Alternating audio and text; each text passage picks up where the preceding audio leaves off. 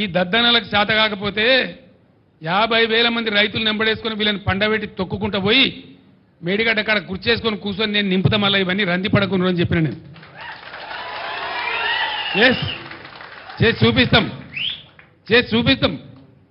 గోదావరిలో నీళ్ల ప్రవాహం మొదలైన తర్వాత బరాయితో సంబంధం లేకుండా నీళ్ళు లేపచ్చు. మళ్ళా మిడ్ మానేరు కలకల్లాడుతుంది, లోయర్ మానేరు కలకల్లాడుతుంది. తక్కువ పడితే ఎస్ఆర్ఎస్పీకి ఇయ్యచ్చు. ఎత్తాల నీళ్ళు ఇప్పుడు ఈ ప్రభుత్వం ఇది దీని పేరు చెప్పి దాని పేరు చెప్పి ప్రజల నోట్లో మట్టి కొడతామంటే ఇక చూస్తూ కూర్చోం. మనం కొత్తగా ఎలక్షన్ తర్వాత కాబట్టి కూర్చున్నాం, మౌనం పట్టాం. కానీ నేనే పోతా గోదావరిలో 20,000 క్యూసెక్లు దాటిన తర్వాత వీళ్ళు నీళ్లు ఎత్తడం ప్రారంభించకపోతే నేనే ఒక 50,000 మంది రైతులు వేసుకొని పోతా. తొక్కి వీళ్ళని పండబెట్టి తొక్కి ఆ మూటలు నడిపిస్తాం. మేము ఊరికే గైడే చేతులు ముడుచుకొని లేం, ఉండం కూడా. ఇంకేం మాట్లాడతారు? చేనేత కార్మికులట మొన్నటిదాకా దొబ్బి తిన్నారట. దొబ్బి తిన్నారా? దొంగనా కొడుకులారా? దొబ్బి తిన్నారా?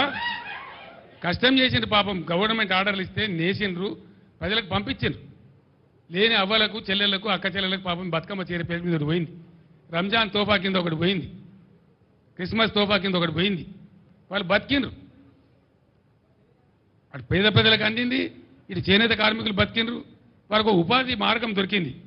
ఇవాళ 14 ఏళ్ల కింద 10 ఏళ్ల కింద తెలంగాణలో చేనేత కార్మికుల బతికి ఏముండెనో మళ్ళా చేనేత కార్మికుల బతి ఆ పరిస్థితి తీసుకొని వచ్చింది ఇవాళ గవర్నమెంట్. 3-4 నెలల ఇంత పెద్ద కథ. నాకు ఇంకొక